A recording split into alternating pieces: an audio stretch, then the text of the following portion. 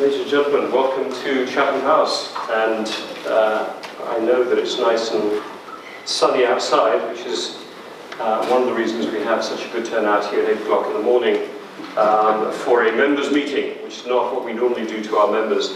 On the other hand, we don't often have the opportunity to have such a distinguished speaker come by Chatham House. We were discussing, we had Judy Bishop with us yesterday, but two, I think, of the most to have two of the most dynamic foreign ministers operating on truly critical issues in complicated parts of the world in 2 days running is a huge privilege for us. And Minister Kang, thank you very much indeed for coming to Chatham House to share your thoughts with us today. So I'm delighted to welcome the Foreign Minister of the Republic of Korea, Kang Kyung-wha, here to Chatham House and to come and talk to us, as she will today, about the future of the Korean Peninsula.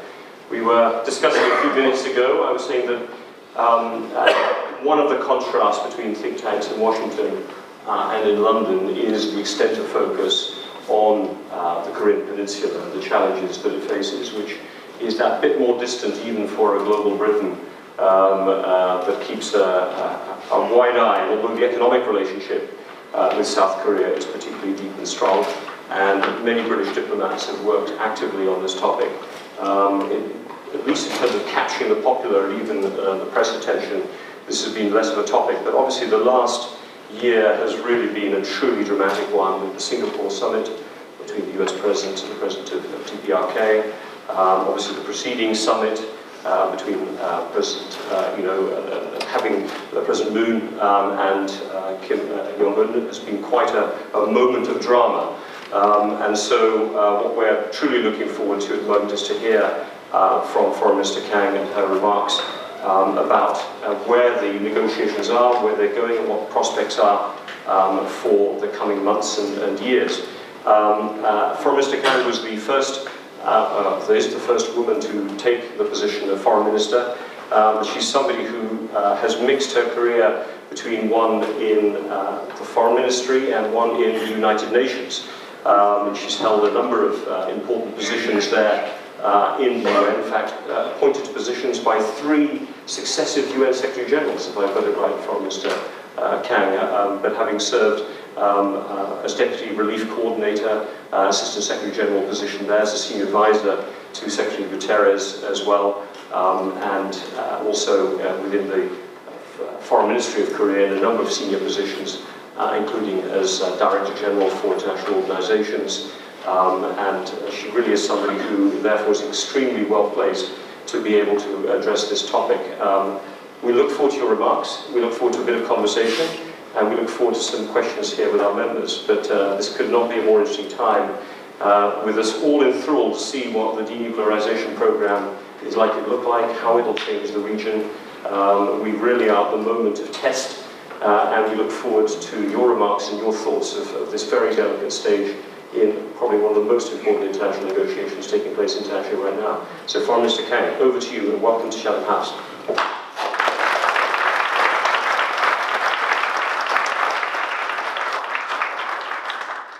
Thank you very much, Director Linda, for that very generous introduction. I'm here for the first time, but it is truly an honor to be here in this august space of great tradition, a place where great minds have gathered on behalf of peace and prosperity around the world. So it's truly an honor to be here. I'm a little bit under the weather. I think the job of Foreign Minister requires you to travel to various places regardless of your preference for weather or climate. And I was in India and Singapore with my president last week. And that meant hot, cold, hot, cold, hot, cold for a couple of days, and as a result I have this cold, which is a bit disruptive of my voice with a runny nose, so I will speak a bit lower than my usual tone, but I'm hoping that it still gets through to you. So, Director Niblett, distinguished guests, ladies and gentlemen, let me begin by thanking Director Niblett and Chatham House for giving me this opportunity to discuss the current state of affairs of the Korean Peninsula with a distinguished audience this morning. I am indeed delighted to have this exchange of views with you on the diplomatic efforts of my government to bring about complete denuclearization and lasting peace on the Korean Peninsula. Admittedly, a very tall order, given the difficult history of the North Korean nuclear issue and decades of military tension that have defined relations on the Korean Peninsula. But we have a historic opportunity to achieve this, and we are endeavoring to strengthen the momentum for dialogue toward our goal, based on airtight coordination with our ally, the United States, and close consultations with Japan, as well as China and Russia. And we have enjoyed the fullest support of the United Kingdom and other key players in the international community in this endeavor, as reaffirmed in my meeting with the new Foreign Secretary, Mr. Jeremy Hunt, yesterday. Let me give you a brief background and update on the developments on the peninsula during the past year, and then I'll be very happy to take your questions and comments. I think we can say that the Korean Peninsula has been at the center of global attention, but never so intensely as in the recent months. In the past, the news was usually about North Korea's nuclear or missiles provocations, in defiance of the will of the international community. But this year, the news has been about the start of dialogue to resolve the issue and about inter-Korean reconciliation. The year began with North Korea responding to our repeated call to revive dialogue and to come to the Pyeongchang Winter Olympics and Paralympics. Its participation in these games in February and March was turned into an opportunity for high-level strategic dialogue between South and North Korea. And this then led to the first Inter-Korean Summit in 11 years on April 27th at the Peace House of Panmunjom. Another summit followed barely a month later, easing the way towards the first ever U.S.-North Korea summit, which took place on June 12th in Singapore. Since then, there have been a series of inter-Korean talks to follow up on the Panmunjom Declaration, as well as the start of negotiations between the United States and North Korea to implement the broad agreement reached in Singapore. These developments would have been unimaginable as late as November last year, as the world watched with growing alarm over North Korea's repeated nuclear and missiles provocations. The change in less than 10 months seems dramatic, but it is in fact the fruits of strategic thinking and much hard work that has characterized the government of President Moon Jae-in since day one in office. Upon assuming office in May last year, President Moon Jae-in has put achieving lasting peace on the Korean Peninsula at the top of his foreign policy agenda. He made it clear that we seek peace with the North and not its collapse or sudden unification. And shortly thereafter in July, while in Berlin for the G20 summit, he elaborated this vision in his Berlin Initiative, whereby South and North Korea would live together in peace and co-prosperity, free from the threat of nuclear weapons and war. And since then, we have been steady and unwavering in our endeavors to realize this vision, with the support of the neighboring countries and the international community. The three parts to this vision are as follows. First, the Korean Peninsula must be freed from the threat of nuclear weapons. The threat posed by North Korea's nuclear and missile development must be eliminated once and for all. And this must be achieved through peaceful diplomatic means, backed up by the solid combined defense posture of the ROK-US alliance. Our goal, and indeed that of the entire international community, is the complete denuclearization of North Korea.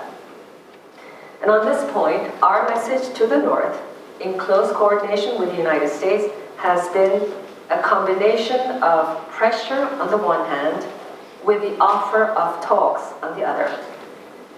Its repeated provocations as it sought to advance its nuclear missiles program last year were met with further pressure and sanctions, as embodied in the series of UN Security Council sanctions resolutions. The international community has acted in unity in implementing these sanctions and making clear to North Korea that its nuclear ambition is just not acceptable. But we have also offered dialogue to resolve the situation and to start charting a course towards a better, more prosperous future for North Korea. Second, we must establish lasting peace. Permanent peace has yet to be established on the Korean Peninsula. The armistice signed in July 1953, after 3 years of devastation, has left the two Koreas technically still at war. The 65 years since then have seen a few periods of dialogue and reconciliation between the two sides, but have mostly been characterized by military tension and mutual hostility. North Korea's nuclear and missiles development, the pace of which have quickened in recent years, greatly added to the tension and posed a grave security challenge for the whole world. Thus, for lasting peace, we must work not only to denuclearize North Korea, but also to replace parameters of peaceful coexistence between South and North Korea. Third, with complete denuclearization and South-North peaceful coexistence, the doors will open to development and economic cooperation with North Korea. North Korea would be brought into the fold of co-prospering countries in East Asia, and the Korean Peninsula would become the bridge that links the Eurasian continent to the north and Southeast Asia to the south. The positive dynamics this would create for peace and prosperity in the region and the world would be enormous. In pursuit of this vision, we have engaged in proactive diplomatic endeavors led by President Moon himself to secure the political will and agreement of the top leaders of the key countries, most notably the United States and North Korea, but also Japan, China, and Russia, and to win the support of key players in the international community.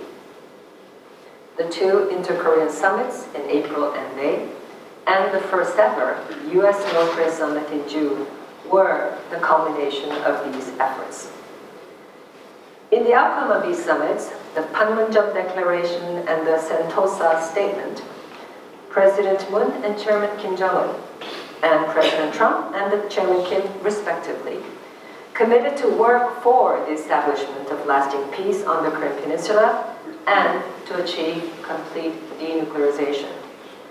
Furthermore, in the Panmunjom Declaration, South and North Korea agreed to sustain dialogue and promote inter-Korean cooperation in various fields, including military tension reduction, rail and road connections, forestry, sports, and family reunions. The two sides also agreed to declare the end of the Korean War and to seek three-way or four-way talks for the start of negotiations toward a permanent peace regime.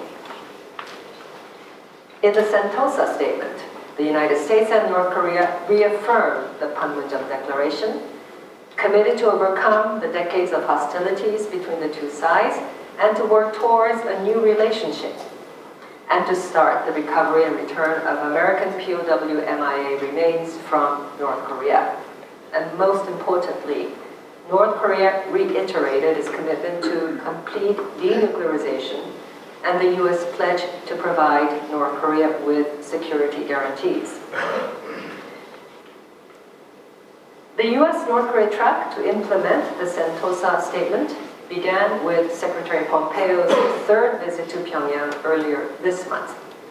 And this has been followed with further talks for the POWMIA remains and working-level negotiations on denuclearization and security guarantees are expected to take place soon. The South-North Korea dialogue to implement the Panmunjom Declaration has been active on several fronts with some concrete results already. The military communication line along the Western Sea coast has been reconnected, and further talks are expected on steps to reduce military tension. Red Cross talks have led to preparations for a family reunion event in late August, and work is underway to open a South-North joint liaison office. Sports talks and exchanges are also taking place. In these processes, the ROK-US coordination remains vital to ensure that the two tracks move in complementarity. We are well aware that the pace of improvements in inter-Korean relations is contingent upon progress on the denuclearization track. And we remain firm that the Security Council sanctions placed upon North Korea for its nuclear and missiles provocations will remain in place and be faithfully implemented until we are assured of its complete denuclearization. This will take time, focus, and unity of purpose among all who share the goal of North Korea's complete denuclearization. In the meanwhile, my government is fully abiding by the sanctions regime in engaging with the North, seeking waivers where necessary, and ensuring that the cooperation projects do not translate into economic benefits for the North.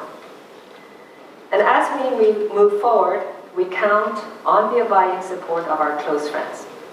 The United Kingdom, in particular, as a permanent member of the Security Council, share a special responsibility in ensuring the effectiveness of the sanctions and promoting dialogue to achieve complete denuclearization of the Korean Peninsula, as confirmed in the Panmunjom Declaration and the Sentosa Statement. As a special friend of South Korea, who had sent its troops to fight with us during the Korean War nearly 7 decades ago, the United Kingdom shares our aspiration to achieve lasting peace on the Korean Peninsula, which must surely be the best reward for the sacrifice in so many lives it paid then. The Korea-UK ties have grown deeper and wider since then, with the support and encouragement of the United Kingdom and other like-minded countries. Korea has become a vibrant democracy and a thriving market economy that shares the same values with the United Kingdom. Our two countries have become vital trading partners and like-minded voices in global fora. The United Kingdom is our second largest trading partner in the European Union. So, we are obviously closely following Brexit developments and working together with our UK counterparts to ensure that the bilateral trade and investment ties will continue to thrive in the post-Brexit era. My meeting with Secretary Hunt yesterday was very timely and useful in this regard. I very much look forward to forging a very good working relationship with him. So let me end there. Thank you for your attention, and I look forward to the conversation. Thank you.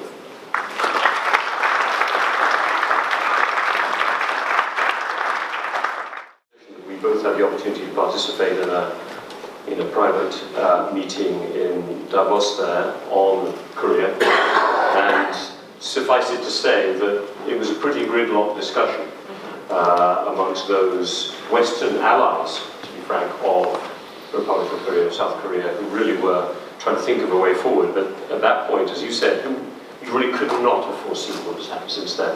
And you've gone through the series of steps that have taken place. And I also just one other image which has stayed in my mind very firmly since late last year, where I participated in a conference in Beijing where it was all about infrastructure connectivity. And there were people from South Korea, from Japan, from China, from the United States, from Europe. And they had this wonderful map up on the wall where they showed all of the connections that would happen. And I looked at maps, it was weird, this strange island south of China, and I couldn't work out what it was.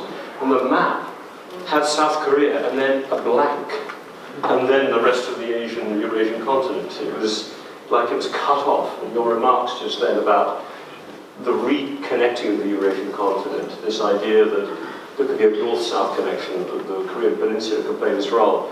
That image you evoked there in your speech was quite powerful, because it's the complete antidote to what I saw last year. So I think the stakes at so many levels couldn't be higher. I'm just going to ask a couple of questions to get going, and I do want people hopefully here to think through what questions and issues they'd like to raise. But just contextually, if I can, I want to ask just about your thinking on China.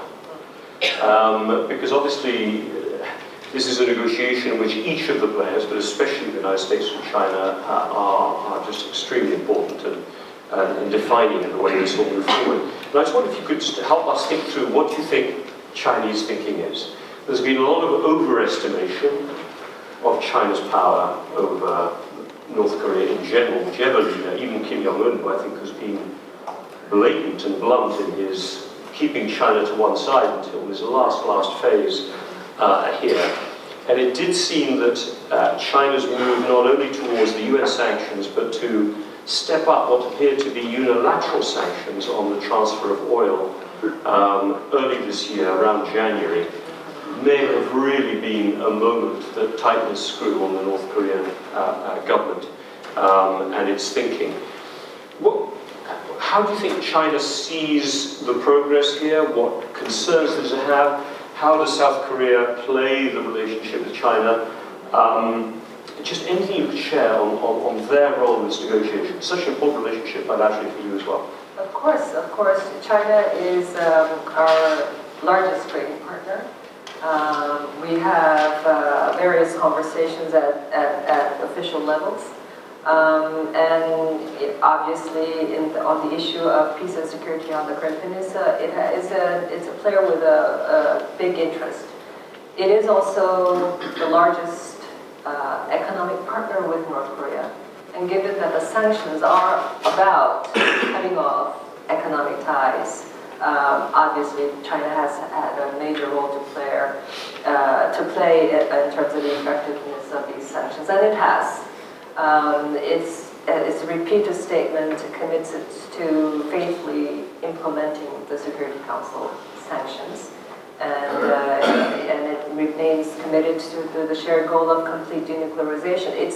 It's North Korea's key economic partner, but it is also a member of the United Nations Security Council, a permanent member, who writes these Security Council resolutions together with other members, and therefore it has a particular responsibility and ownership in ensuring that the global pressure regime to get North Korea, now that it's committed to the track, that it goes along that track with some concrete action. But do you think that China's pressure to be meaningful and for North Korea to really feel the economic pressure out requires more than China's observation of just the UN Security Council sanctions? Does it require China to go above and beyond at a bilateral level? Do you think that was and is instrumental in the pressure?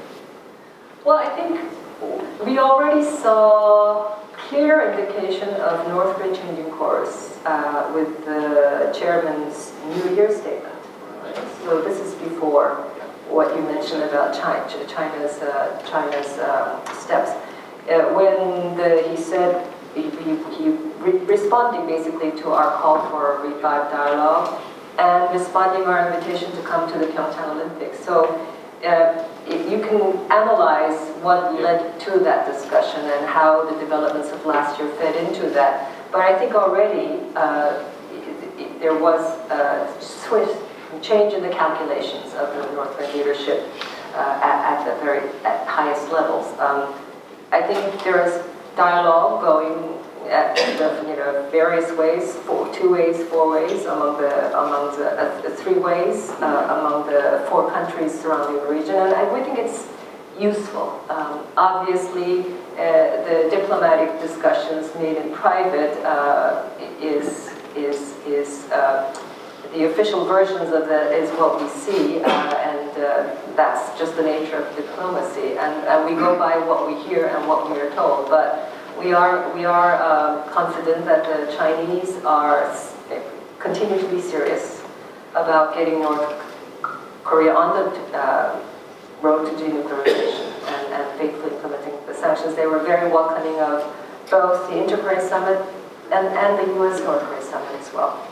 And I raise this, as you'll appreciate, slightly because the worsening of US-China economic relations, which is now a feature of the period after the Singapore summit, and the considerable scaling up, at least rhetorically, on the next 200 billion, if the US does follow through on this, will change somewhat the diplomatic environment in which the US and China operates, and one wouldn't put it past the Chinese government to want to sort of potentially play on two sides of this. I mean, are you worried about the flow of the economic relationship bilaterally between the US and China potentially getting in the way of the incredible progress that's taking place on the Korean Peninsula, or nothing we can do about it, we just have to focus on the game? Well, as I said, China is our largest trading partner. The US is our second largest trading partner, so if there's tension between the two sides, obviously we're deeply concerned at many levels.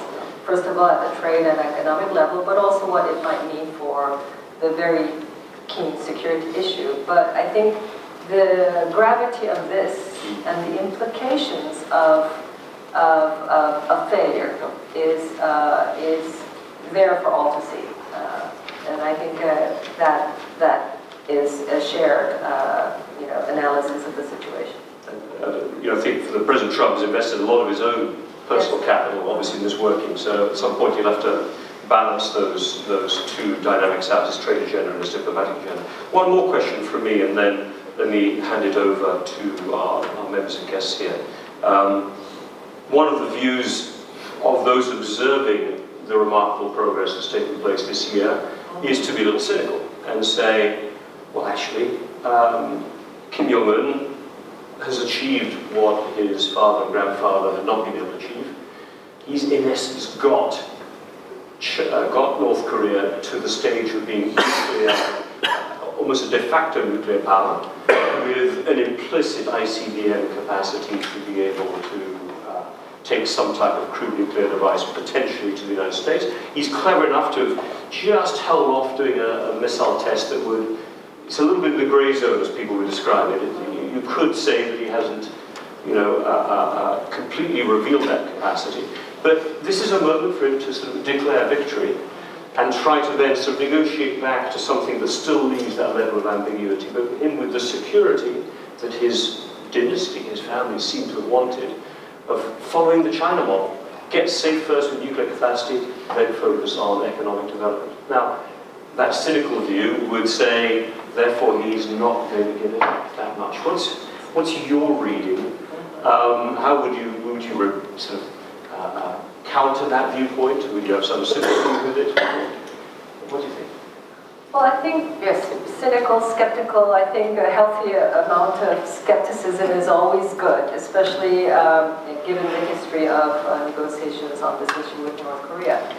But I think when the leader himself has come out and committed before the international community, complete denuclearization repeatedly, and he clearly understands what we mean and what we want when we seek complete denuclearization. It means a whole bit. It means the weapons that they already have, the materials, the programs, the plans, and the expertise involved, that this all has to somehow be eliminated.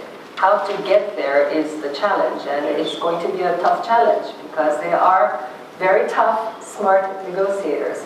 But I think having come out this far, for him to go back, I think will be hugely risky. Furthermore, he has not only come out to discuss denuclearization, he has committed vis-a-vis his domestic public a different path to the future in terms of economic development.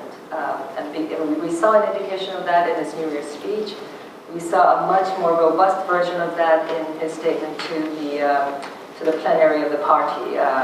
And we know he knows that he cannot deliver that different path to a better economy under the sanctions regime. And which is why it is important that the sanctions remain in place until we are assured of complete denuclearization. Clear answers. So let's open up and I'll take their hands as I see them go. So gentleman here, lady there, I'll come here. Yeah. So gentleman there in the corner, just keep your hand up please so we can always have to leave. Introduce yourself if you don't mind. Not just member of Chatham House, that's fine, but a little more would be useful. Well, thank you, Minister Kang, for your words. Perhaps building up on the last question of Dr. Niblet, my name is Fabian Giraldo from Colombia. I'm serving the military. I wanted to ask you, what do you think is the genuine cause of Mr. Kim Jong-un for looking peace now and not before? And how solid you see his views and his narrative in order to achieve a durable peace? And perhaps what are the caveats here? Thank you. So maybe, why don't we take this question first and I'll group them later for a rather short time, but what caveats do you think exactly are in place as well on the North Korean side? Caveats for North Korea or for our side? Well, I heard maybe both sides. Why don't you do both? I heard on North Korea, but yeah. Well, I think the whole rationale behind North Korea's missiles, nuclear weapons, other WMD program is that the world outside is hostile. South Korea and in particular the US, our military, is a hostile force that is. What the Sentosa statement has done is remove that rationale. I think the importance of that very simple agreement, and not just at the working level or at senior level, but at the top, highest level between the President of the United States and the top leader of North Korea, to overcome the decades of hostilities and work towards a new relationship, has changed the political context in which we are having now this discussion on denuclearization. So what North Korea seeks is security guarantees, because the rationale behind this nuclear program was that this provides them security against the hostile world. And when the President of the United States has pledged, you will get your security guarantees if you denuclearize. I think that's a sign of courage on both sides to commit to that and then to have follow-up discussions for action. So the negotiations going forward will be about North Korea's concrete action on denuclearization and America's security guarantees for North Korea. And every step of the way, obviously, South Korea and the United States are close allies when it comes to security issues. So these discussions will be taking place constantly. I go to New York tomorrow to meet with Mr. Pompeo again, and we are briefing the Security Council on the latest developments together, not informal meetings, but over breakfast. And if it takes a long time, you just laid out the list there of potential steps that will need to be taken in terms of security guarantees. Isn't there a risk of the disconnect between the speed at which Kim Jong-un needs those economic rewards to start taking shape, because obviously his country's in quite a bit of trouble, and economically, and the speed at which the negotiations can take place on something, as you said, that needs to be as verifiable and complete as one expects. Are you worried about a sort of time mismatch here? Well, I think, you always get the question, so how long? When? But I think what is clear is that there is the political will that was not there in any previous negotiations at the top, from the top level, to move in that direction. Obviously, you can't get the presidents and the leader engaging directly in these negotiations, but the negotiators work based upon that political will. So I don't want to prejudge how long, but I think the the commitment of the two leaders will ensure that the negotiations proceed more expeditiously than in any previous rounds. Great. Lady there, please, with the white shirt first. My name is Federica Piazza. I work in emerging risk at Santander. Let's say that North Korea has been really genuine with the denuclearization commitment. It doesn't erase the fact that a generation of people have been brought up with self-defense as a religion and extreme anti-American propaganda. Do you see any risk of actually Kim Jong-un losing legitimacy between these people, or maybe including his own military apparatus? Good question, but I think it's rather risky for me to comment on the future well-being of a very important partner that we are negotiating with. So I will not directly comment on that. But as I said in my speech, we are about co-prosperity and coexistence, and we are willing to work with North Korea towards a more normal engagement with the outside world, and most importantly in the economic sector. And I think we are off to a very good start, both South-North and U.S.-North Korea. We'll see how things develop, but I think given the pace of developments this past month, there's an expectation that this has created, that things are going to move very fast. I think we need to pace ourselves a bit because it will take time. Right, yeah, please first. No, just in front of you actually. No, not you, sir. Not you. Later, first, Jean. Yeah. Sorry. Same the order in just for. Sorry. Jonathan Paris, member of the Institute. Mr. Minister, I'd like to talk to you about the commitment of the United States to retain its troops in South Korea. Is that something that might at some point be up for negotiation? And if so, how do you prevent, down the line, an inevitable reunification on their terms, which turns the peninsula almost into like a dagger pointing right at Japan? Well, key question. The U.S.-ROK alliance, in fact, the strength of the alliance and the defense posture has been, I think, an important part of North Korea's changed calculations, and it will remain so. The troop presence on the Korean Peninsula is not something on the table for discussion with North Korea. It is an alliance issue, and it will be dealt with at the alliance level first and foremost. What we seek is not unification. As I said, it's peaceful coexistence. And after a period of peaceful coexistence, you create the dynamics and the desire towards unification. I think it's ludicrous to think that given the capacity of South Korea currently and North Korea, that unification would somehow end up on their terms. So let me just end my comment there. We're all discovering sovereignty has lots of different meanings and feelings to it these days. So first was the gentleman here, and then there, and then there. Yeah.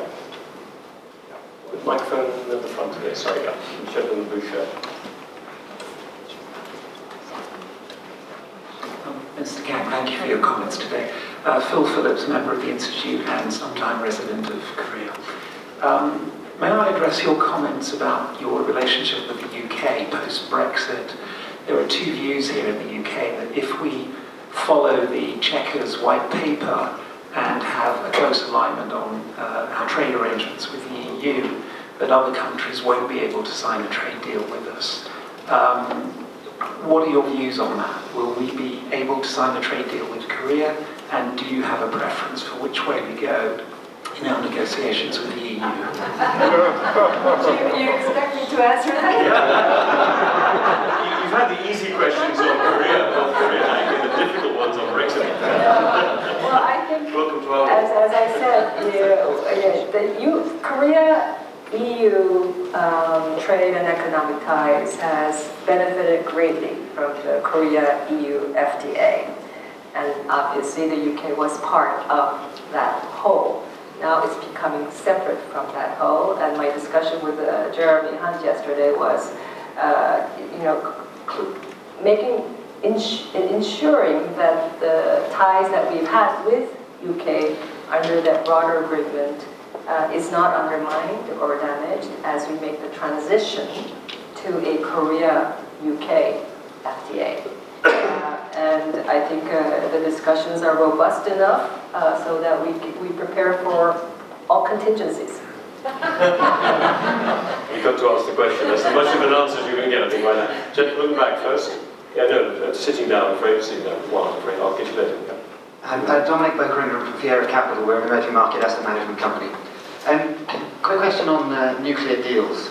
The last time the US did a nuclear deal, it took about 2 years before they unilaterally reneged on it. And I'm talking about Iran, obviously. Whatever you think of the pros and cons of the deal or what kind of a deal it was, how much does that complicate or hinder what might happen regarding North Korea? Well, I think the influence of that on North Korea's calculations is not all that clear at this point. It certainly has not come up in the discussions with them so far. At one level, you can argue that it is a clear demonstration of the American will to have a complete deal and not a halfway deal, as the American says is the reason that they withdrew from the JCPOA. Our immediate concern is the effect this might have on our businesses, as I think everybody is with Iran post-deal. And we have close consultations. I think we learn from others. Obviously, we very much hope that some kind of a deal can be made between all parties with the U.S. to move things forward with Iran. But in the meanwhile, we want to take care of our ties, business ties in particular. We import a great deal of crude oil from Iran. So it is a huge challenge for us. And I suppose one of the advantages, you talk about a complete deal, and that the JCPOA did not necessarily represent that, because it was very much tied on nuclear. I suppose one of the advantages you have is that North Korea is not involved regionally, the way that Iran has been is. But the proliferation side has been a big worry, is it not, about North Korea, that as a nuclear capable state, its risk has been one of proliferation. Is that I presume that's a central part of negotiation as well, yes? Thinking about, in the concept of North Korea, nuclear negotiation and denuclearization, you're going to require some very important safeguards, aren't you? Yes, absolutely, absolutely. By denuclearization, we go back to the joint statement on denuclearization of 1992. And that is not producing, not using, not proliferating, the whole range. So verifying that is going to be fun. Right, in the order, gentleman there, then here, yeah, and then there, yeah. Thank you very much, Minister. Ewan Grant, Institute of Statecraft. My question follows on from your warning that Rome wasn't built in a day. We don't necessarily going to see a rapid change very quickly. Are there any specific indicators of accepting we are in very early days of particular grounds for optimism or indeed for concern? And very, very quickly, because diplomacy is sometimes private and public, Russia. Was Russia to the sinking, the torpedoing of your corvette? Was that actually the private opinion of the Russians? Because of course the Russians, as per usual, came out and said it's not proven who was responsible, but I wonder if their private body language was different. Thank you. Well, I wasn't there in this position when this had happened, but the position of government after a very thorough joint government expert investigation is very clear that this was due to a North Korean torpedo explosion that led to the sinking of the boat. I think that's what you're referring to. That is correct. I recall that the Russians had a different view on this, but our position is very clear and we have the evidence for that. Specific concern as we move forward. What have you seen North Korea, what steps have you seen so far that are indicators by the North Korean government in particular that they are moving? I mean, is it simply we're going to have talks about talks, or have you seen any actual steps? Obviously, you see the dismantling of the test site and so on.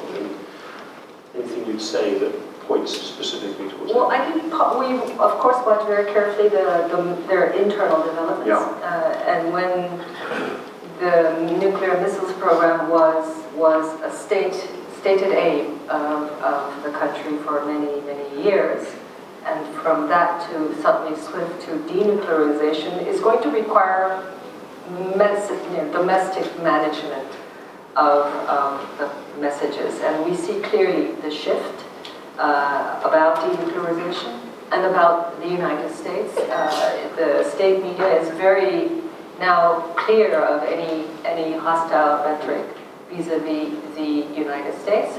And I think that's an indication of preparation for the negotiations to proceed. And there were some reports just in the press here publicly that there have been indications from satellite imagery and so on that the North Korean government is expanding the construction of one of its missile sites. There had been that step of what some people consider as a collapsing nuclear test site, which has been, as I understand, been dismantled. Some people think, oh, well, they would do that because then no one can get in and find out how far they've advanced their program beforehand, which will then make verification more difficult later. But are you seeing mixed signals, I suppose, is where I would go on this? On one hand, there's sort of positive steps, or we're getting rid of our nuclear test site. On the other hand, you still have construction going on missile production sites. Do we worry or not worry? What they have committed is to stop the testing. Okay. And to show a concrete step in that direction, they have closed down the nuclear test site. We very much wanted international experts to be there to observe and to confirm that hasn't happened. We will press them for at some point to verify that this is indeed a genuine closure. They had committed to stopping the testing and not stopping the programs themselves. Obviously, this is a big concern. We watch very carefully. We share the information and the intelligence and do the analysis with whomever has information on this, the United States and others. This will all be part of our talks for denuclearization. The no facilities as well as those facilities that will emerge potentially and be confirmed. Thank you. Right, I've got at least 3 more questions here. We're good on time. We need to finish bang on 9 o'clock, so we have about 7 more minutes. Gentlemen here first. Sam Nassif, member of the Institute and freelance journalist. Just like to ask you the effect of all this new down situation on the relation of North Korea with some countries that are central to the Middle East peace process, like Syria and Iran and others, and whether there will be any commitment from North Korea of a change, or whether things will be left to them and to their allies in that respect. And let me just take one other question. I've got 4 questions left, so I'll do 2 and 2, that's right, promise. Yeah. Hi, Dominic Dudley, freelance journalist. I just wanted to press you a little bit more on your plans in terms of US sanctions on Iran. It sounds like you're not planning to fall into line with the new waves of US sanctions. So is South Korea still planning to buy Iranian oil, and what steps will you take to protect and even encourage South Korean Iranian trade and investment in the future? Middle Eastern questions. Yeah. Yes, well, I think the U.S. sanctions on Iran have ways for waivers and exemptions, and we had gotten that in the previous round of sanctions before the agreement, and we are seeking similar ways to minimize the impact on our industries. I'm not sure I clearly understand the first question about North Korea's ties with Syria, Iran. Yeah, and it was are we like to see pledges in the agreement that will, in a way, prevent proliferation? I think some of the suspicions that the Syrian plant, that I presume the moment when Israelis blew up, may have had a little bit of North Korean help in its construction. Well, I can't be, that would be having a crystal ball in front of my, to specifically see the concrete terms of the agreement going forward. But as I said, this would also cover any proliferation concerns. Great. Gentleman here in the corner. Yeah. So you had your hand up before. You still want a question? No, there was a gentleman there. Definitely had his hand up. Somebody there. No? I think this is the question. You're coming, okay. Sorry, did you want to ask a question or not? Yeah. And then I've got a lady here.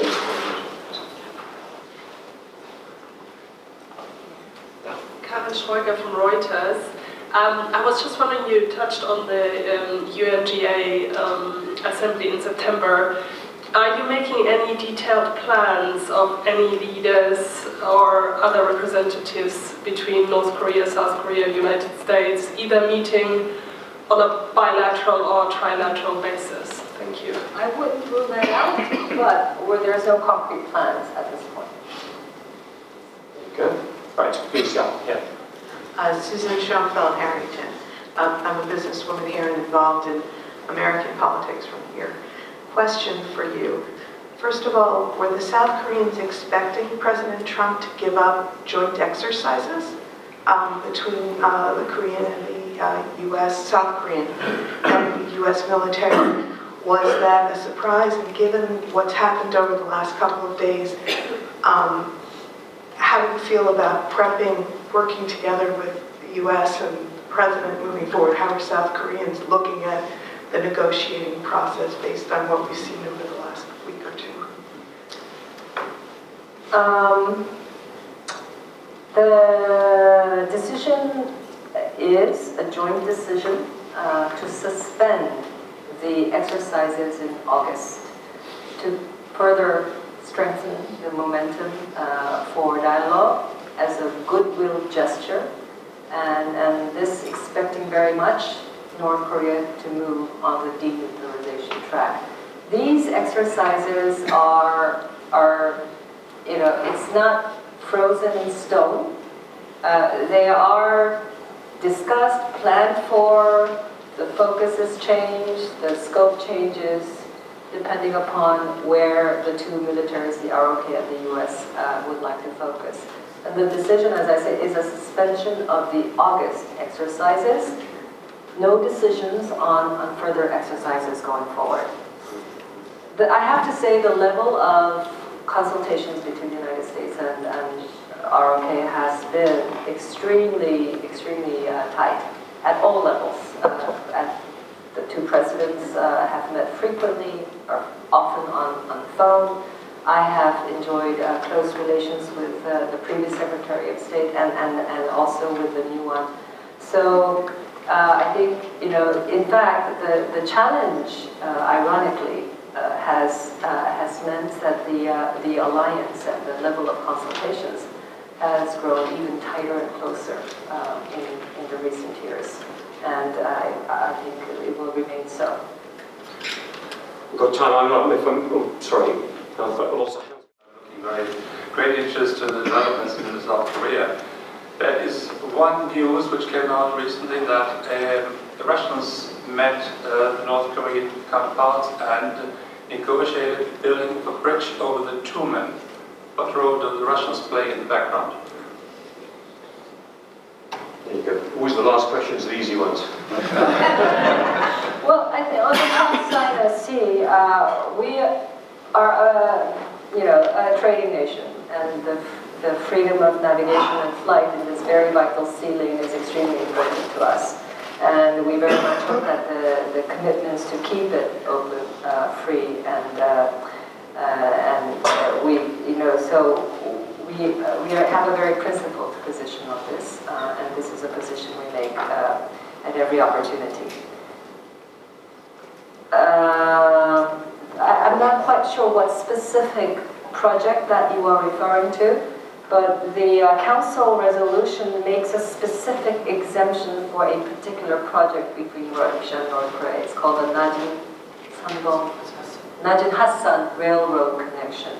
And I'm not sure if this is connected to that, but there is an exemption for this in the Council resolutions, but the reality is not much has happened to use this connection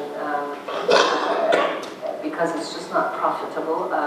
We have, South Korea has a unilateral sanctions that prevents any ship that had docked in North Korea to dock in our port for a certain period of time. So add it all together, there's not been much activity. Obviously, we would like to see a day when our economic ties with Russia connects with North Korea and the trilateral economic cooperation proceeds in full force.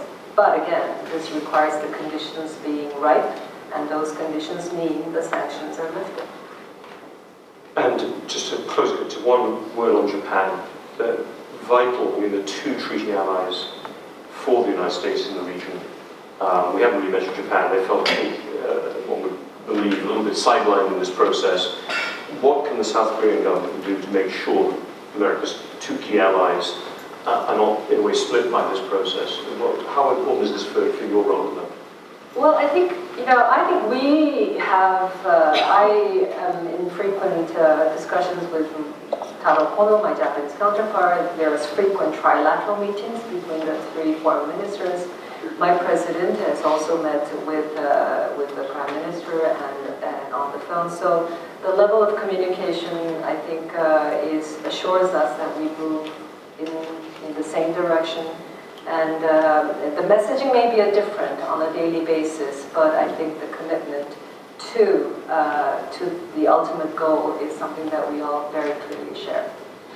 At a time of extremely sensitive negotiations that are taking place at a moment of historic opportunity, clearly, it is also clear that South Korea is very fortunate to have you as their foreign minister. Because Mr. Kang, you've handled these questions extremely adroitly. I think we can see the scale, the ramifications from this bilateral, it's not a bilateral negotiation, but a peninsular challenge has really international tentacles connecting itself to the trade, to geostrategic relationships, to military balances of power, to examples of Iran, to America's leadership role or not at the moment.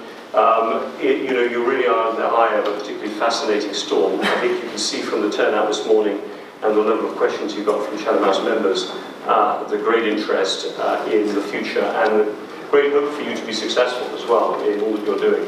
So we thank you very much for taking the time to share so many thoughts with us and hope to welcome you back for an update again in the future. Thank you very much.